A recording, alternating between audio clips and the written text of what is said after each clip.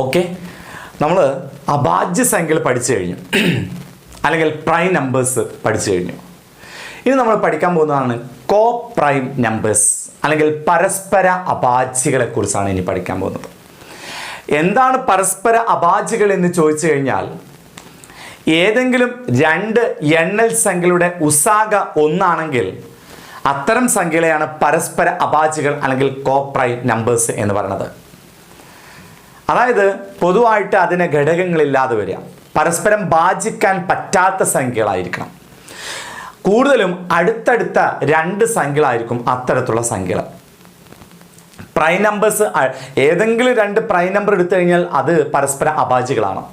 ഏതെങ്കിലും രണ്ട് prime number, ഇപ്പം 7 എടുത്തു, വേറെ ഏത് നമ്പർ 13, അപ്പോൾ നമുക്ക് പറയാം 7, 13 കോ പ്രൈമായി. ഇതിന് പരസ്പരം ഭാജിക്കാൻ പറ്റില്ല, ഇതിനൊന്ന് ചെറുതാക്കി എഴുതാനോ നമുക്ക് പറ്റത്തില്ല, രണ്ടിനും ഒരുപോലെ ചെറുതാക്കാൻ പറ്റത്തില്ല. അതുകൊണ്ട് 7, 13 പരസ്പര അഭാജ്യകളാണ്, കോ പ്രൈം നമ്പേഴ്സാണ്.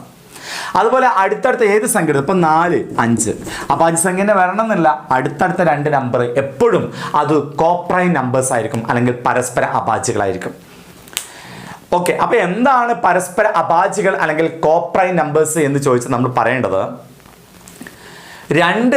ഏതെങ്കിലും രണ്ട് എണ്ണൽ സംഖ്യകളുടെ ഉസാഗ, ഇപ്പോൾ അടുത്തടുത്ത രണ്ട് സംഖ്യകളുടെ ഉസാഗ ഒന്നാണ്. അതുപോലെ രണ്ട് നല്ല എല്ലാ അഭാജ്യ സംഖ്യയുടെയും ഉസാഗ ഒന്ന് തന്നെയാണ്. ഓക്കെ, അപ്പോൾ നമുക്കിവിടെ പറയേണ്ടത്, ഇവിടെ നമ്മൾ രണ്ട് സംഖ്യകളാണ് എടുക്കുന്നത്. അപ്പോൾ ഏതെങ്കിലും രണ്ട് സംഖ്യ, അത് രണ്ട് എന്തായിരിക്കാം, അഭാജ്യ സംഖ്യകളായിരിക്കാം, അല്ലെങ്കിൽ അതിൽ ഏതെങ്കിലും ഒരു അഭാജ്യ സംഖ്യ, ഒരു ഇരട്ട സംഖ്യ വന്നാൽ, ഇപ്പം ഞാനൊരു സംഖ്യ പറയണം, ഇപ്പോൾ ഇവിടെ 10 എന്ന് എടുക്കുകയാണ്, ഞാൻ ഒരു നമ്പർ 10 എന്ന് എടുക്കാം, 10, അതിന് തൊട്ടടുത്ത് ഏതെങ്കിലും ഒരു അഭാജ്യ നമ്പർ വന്നാൽ അത് കോ പ്രൈമായി. ഞാനിവിടെ അടുത്തൊരു 13 എന്ന് എഴുതാം, അപ്പോൾ 10, 13 എടുക്കുകയാണ്. ഒരു ഇരട്ട സംഖ്യയും ഒരു അഭാജ്യ സംഖ്യയും വന്നാൽ അത് തമ്മിൽ എന്താണ്, അവ കോ പ്രൈമാണ്, അത് നമുക്ക് ഭാജിക്കാൻ പറ്റില്ല എന്നുള്ളതാണ്. 4, 5 അടുത്തടുത്ത രണ്ട് സംഖ്യകളാകാം. അപ്പോൾ ഇരട്ട സംഖ്യ തന്നെ, അതായത് അഭാജ്യ സംഖ്യ തന്നെ വേണം നിർബന്ധമൊന്നുമില്ല, അടുത്തടുത്ത സംഖ്യ വേണം നിർബന്ധമൊന്നുമില്ല. പക്ഷെ എന്തുണ്ടാവും, അതിലൊരു അഭാജ്യ സംഖ്യയാണ് സാധാരണ ഉണ്ടാവാറുള്ളത്. ഓക്കെ, ഇനിയിപ്പോൾ രണ്ട് അഭാജ്യ സംഖ്യ ആണെങ്കിലും കുഴപ്പമില്ല, കോ പ്രൈമാണ്. അതുപോലെ തന്നെ ഒരു ഇരട്ട സംഖ്യയും ഒരു ഇരട്ട സംഖ്യ ഒരു അഭാജ്യ സംഖ്യ വന്നാൽ അത് കോ പ്രൈമാണ്. അടുത്തടുത്ത രണ്ട് സംഖ്യകൾ ഏത് വന്നാലും അവ കോ പ്രൈമാണ്. അപ്പോൾ നമ്മൾ പഠിച്ചു കോ പ്രൈം നമ്പേഴ്സ് അല്ലെങ്കിൽ പരസ്പര അഭാജ്യകൾ.